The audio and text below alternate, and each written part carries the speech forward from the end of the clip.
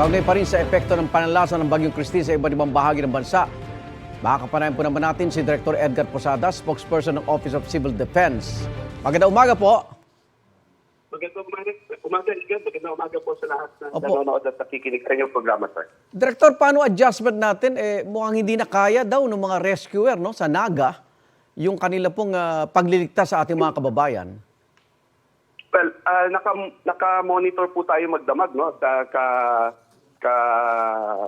Ugnayan po natin ang ating Regional Director, si OCD Regional Director Clyde Ducot. At Opo. they are utilizing po all available resources naman, sir, dun sa 9th ID, ano? Opo. At iba pa pong mga resources, rescue equipment, rescue teams, ano po. Opo. And however, sir, kagaya po sa Pulangi, ang latest po namin kanina lang po before we went on air, meron pong mga hindi pa po mapasok dahil sa taas po ng baha, ano po. Opo. Minsan po yun po ang challenge eh. And then kagabi po nakikita ko rin yung mga available resources ng Armed Forces of the Philippines na pwede pong ma-deploy kung kinakailangan po. Opo. So, ayan lang po. Kailangan lang po makipag-ugnayan at kailangan lang po din na maging para pumapasok, hindi po masyadong mataas. Kagaya po sa Pulangi, medyo nahihirapan po silang pumasok doon sa sentro.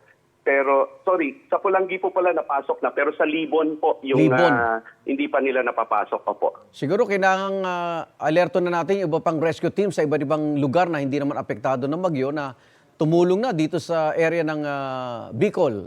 Director, ano?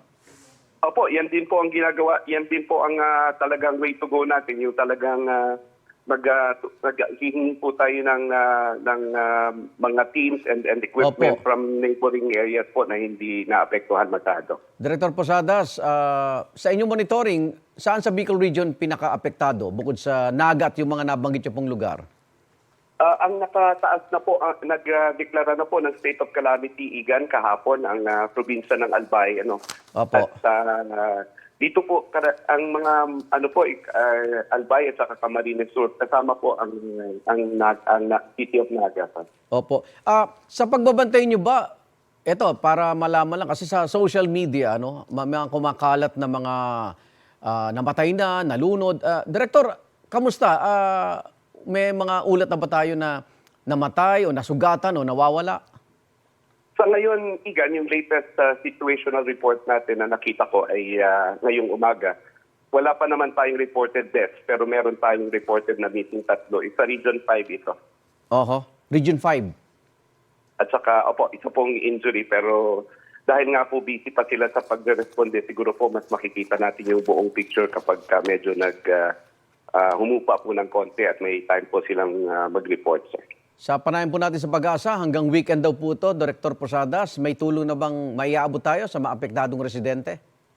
Opo, in fact, sir, pinaghahandaan natin, nakikita natin yung sitwasyon sa Bicol, sa Eastern Visayas din po, medyo ganyan Okay. din po ang sitwasyon. Kaugnayan din po natin si RD Lord Torrecarion at of course, dito sa Calabarzon, kanina po, nakita rin natin yung situation para dun sa binigay ni Director Alvarez at saka sa Region 3 po, si Director Corpus. Ngayon po, as we speak, pinaghahandaan din po natin yung pagpapadala ng augmentation po ng food and non-food items sa Batanes at para po maparating ng maaga habang hindi pa po umaakyat doon itong bagyo dahil tama po kayo, hanggang weekend pa po ito at baka pwede pa pong mag-intensify. So pinaghahandaan po natin, lalo na po itong mga regions na madadaanan. And in fact, Igan, 2 days ago, naka-red alert na ang inyong NDRIM OC together with yung mga regional offices na Emergency Operation Center sa Cordillera, sa regions 1, 2, 3, 5, and 8. Ay naka-red alert sa ngayon para mas matutukan natin yung mga dapat tutukan, Igan. Director Posadas, ano nakikita natin dito kung hindi pa mapasok yung mga lugar na may baha? Paano yung mga food packs at iba pang tulong agad na kailangan ng ating mga residente? Naka-standby po yan, kasama po sa mga priorities yan, Igan. We're working closely with the DSWD po doon sa regional office para po kung hindi man po maisabay, maisunod kapag katapos po ng rescue para yan po ang mga kailangan po talaga, tubig at saka pagkain. Opo. Maraming salamat, OCD Spokesperson Director Edgar Posadas. Ingat po kayo. Maraming salamat, Igan. Magandang umaga po.